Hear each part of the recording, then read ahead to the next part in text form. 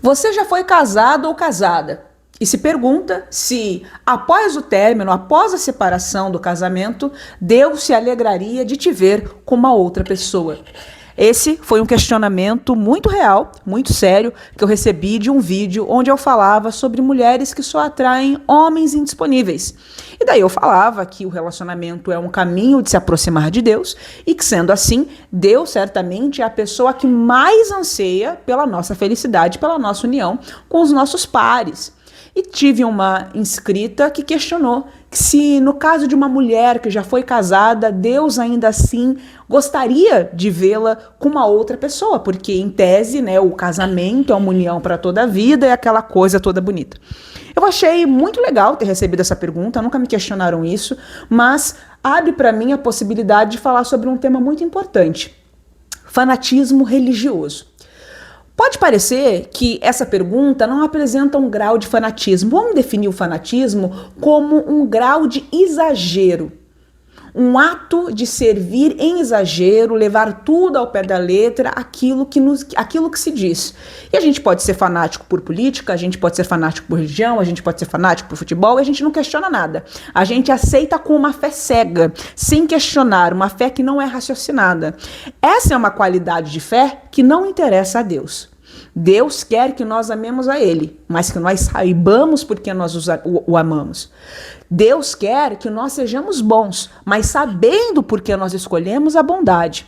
Deus quer sim a nossa felicidade, mas Ele quer que a gente entenda o que é a verdadeira felicidade. Deus quer que a gente goze de maneira inefável de todas as maneiras que o espírito pode alcançar altos picos orgásticos. E existem muitas formas disso acontecer. Mas Ele quer que a gente saiba definir o que é o verdadeiro prazer e o que é o prazer ilusório, dentre tantas outras coisas que a gente poderia falar. Pode parecer que esse é um questionamento inocente, mas a verdade é que ele oculta algo muito sério, um viés por meio do qual a religião, mas também a política, mas também o entretenimento, utiliza para escravizar as consciências das criaturas.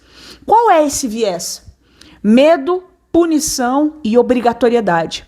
Então você vende uma ideia como sendo algo que vem de Deus, e você diz que se aquele que foge desse compromisso, ou por meio do medo, você vai impondo, porque se você separar, você vai para o inferno, porque a mulher que separa e tem outro homem vai morrer, porque você vai ficar falada. E aí você entra numa viagem de medo, punição e obrigatoriedade. Eu tenho que fazer não por amor a Deus, eu tenho que fazer para não ir para o inferno, eu tenho que fazer para não ser punido, eu tenho que fazer para não arder no fogo, não sei o que do mar, mas não sei da onde, sentar no colo do capeta. Uma questão um pouco complicada essa.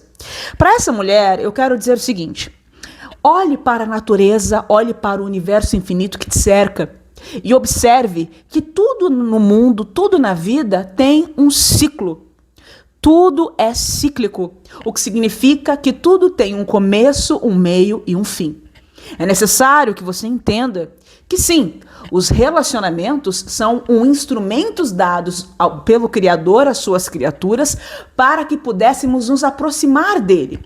Mas não só os relacionamentos, também o estudo, também o esporte, o sexo em si mesmo, a família é um veículo para isso, o trabalho é um instrumento de se aproximar de Deus. Se a gente observar atentamente, veremos que tudo e absolutamente tudo é sobre Deus. Então, existem inúmeras formas de servir a Deus. Muito bem. Sendo essa uma realidade imutável do universo, eu quero que você pense se faz sentido Deus te comprometer a uma pessoa e daí, por questões que diz respeito somente a você e a essa pessoa, esse ciclo se encerra. Pode ser que tenha se encerrado muito bem, pode ser que tenha se encerrado com muitos conflitos, mas aí você é uma mulher jovem e bonita, está fadada à solteirice eterna, porque você já teve um casamento, e daí você terminou o casamento por qualquer motivo que diz respeito somente a você, e a essa pessoa, e a Deus, e aí, nossa, eu não posso nunca mais ter ninguém. Aí imagine que lá um tempo você conhece um homem muito atraente, um homem que vai de encontro às suas impressões, às suas elucubrações, um homem que te apetece em todas as searas que te sejam apetecíveis. Um homem que te trata bem, um homem que te respeita, um homem que te aproxima mais de Deus. Porque a maneira como esse homem te trata faz você se sentir mais mulher, mais íntegra, mais feliz, mais elevada. E como você se sente muito bem ao lado desse homem, você sente uma vontade muito grande de amar ainda mais a si mesma, a Deus, as pessoas que te cercam e, é claro, devolver isso em amor e em graciosidade para esse homem. Ora, então esse homem, que não é o seu marido que você casou, é um outro que veio depois, te aproxima mais de Deus. Mas daí você não pode ficar com esse homem, porque você teve um casamento falido lá atrás. Faz algum sentido isso para você? Não. Tudo na vida existe um ciclo, tudo existe um porquê e um para quê, tudo tem um prazo de validade. E tudo, absolutamente tudo que chega para a nossa vida cumprirá uma agenda. E a agenda, a meta é te aproximar mais de Deus. O emprego que eu ganho, o emprego que eu perco, tudo isso é para nos trazer contrastes de experiência para que nos aproximemos mais de Deus, para que a nossa alma seja cada dia mais depurada, cada dia mais elevada. E aquela coisa toda bonita que a gente poderia dizer. De modo que tudo nos leva a Deus.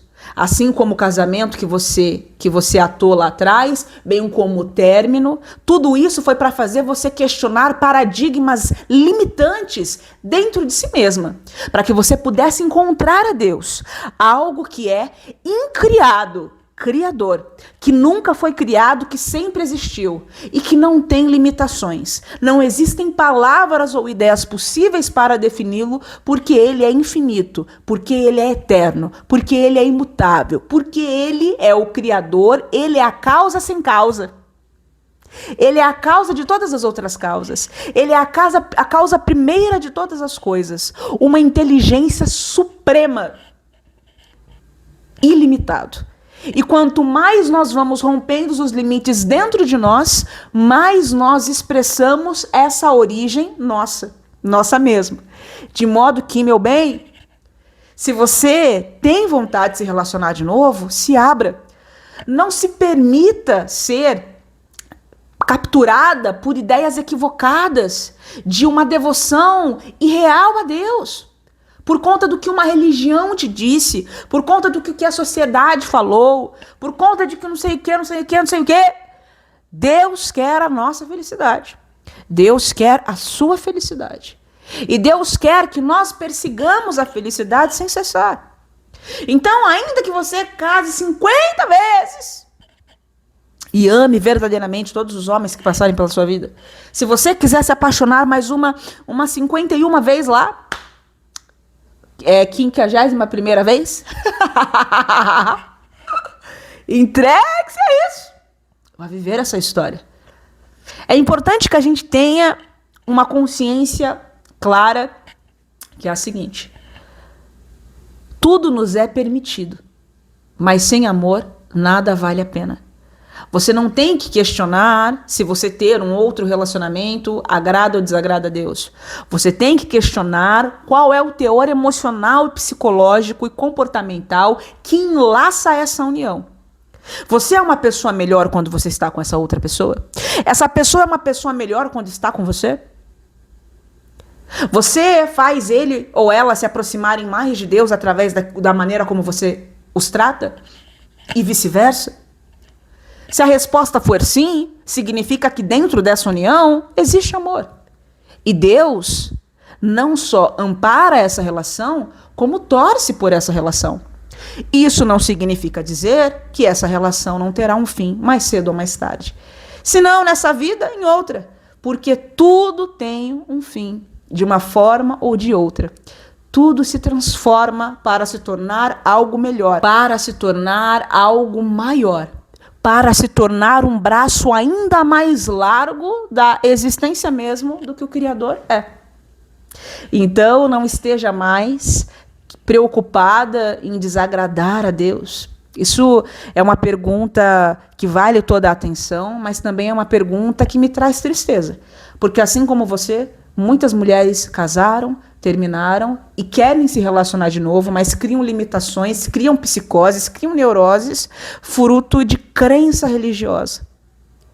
de temor de desagradar a Deus. Então não é que você não quer, você teme desagradar a Deus. A gente tem que refletir com muita atenção as ideias que a gente adota para nós. Então, repito, ame a Deus, mas saiba por que você o ama. Respeite a Deus, mas saiba por que você o respeita. Não tema a Deus no sentido de temor, de medo. Mas o temor que a gente diz quando diz, né, vocês não têm temor a Deus. A gente refere-se à ideia de respeito, de reverência àquele que é maior que todos nós. E aquele que é a nossa origem mesmo. A nossa origem e o nosso destino. É diferente de um medo. Deus não quer que respeitemos a Ele por medo dele. Não faz o menor sentido. Se fosse assim, Ele obrigaria todo mundo a se curvar a uma única doutrina, a uma única ideia. E não é isso. Não é isso. Deus, Ele mesmo professa uma qualidade de fé ecumênica, que é aquela que apoia a união independentemente das divergências de opinião. Então, aquela fala que nos diz união sem fusão e distinção sem separação. Essa é a verdadeira fé que vem das mais altas fontes espirituais. Entender que eu não preciso concordar com você para amá-lo, concordar com você para respeitá-lo. E se chegarmos em algum ponto da discussão onde eu tenho um posicionamento totalmente avesso ao seu e vice-versa, a gente não precisa ficar dando murro e ponta de faca.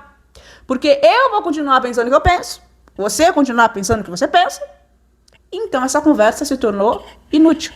Tornou-se, então, um falatório inútil. Quando a gente atinge esse ponto, o que a gente faz, na nossa maturidade, é falar assim: olha, eu não vou mudar sua cabeça, você não vai mudar a minha. Vamos falar de algum outro assunto? Algum outro assunto onde a gente consiga concordar?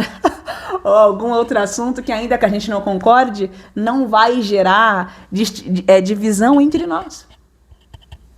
Muitos casamentos, muitas amizades poderiam ainda existir se houvesse tido essa maturidade. Não é mesmo? Então, união sem fusão e distinção sem separação, certo? E sim, tudo tem um ciclo no universo. É importante repetir isso para você. Tudo tem um começo, tudo tem um meio, tudo tem um fim. Mesmo que você morra velhinha do lado da pessoa que te apeteça, a morte irá separar a gente, não para sempre, mas não é incomum. Quando a gente chega no plano espiritual, cada um vai para a dimensão a qual ele ou ela afiniza. Às vezes você é mais evoluída que o seu parceiro. Então você vai para um plano de existência superior ao seu parceiro. Mas numa nova programação reencarnatória pode ser que vocês se encontrem. Não mais como amantes, às vezes como pai e filho. Então aquela configuração acabou. Às vezes virão como amigos. Às vezes virão como primos. Então aquela configuração amorosa que tinha também o viés, a vertente sexual, ela deixou de existir daquele jeito. E uma série de coisas que a gente poderia falar a esse respeito. Mas por hoje é só.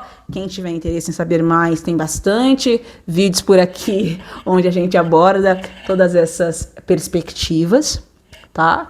Então se permita, se liberte e vá viver. Deus quer a sua felicidade. Uma felicidade raciocinada. Uma felicidade que não existe à custa da alegria do outro. Tá? Então isso é importante que se diga. Se a sua felicidade custa a paz do outro, então isso não é uma verdadeira felicidade. Isso é uma distorção do ego. Enfim, é isso. Muito obrigada e até o próximo vídeo.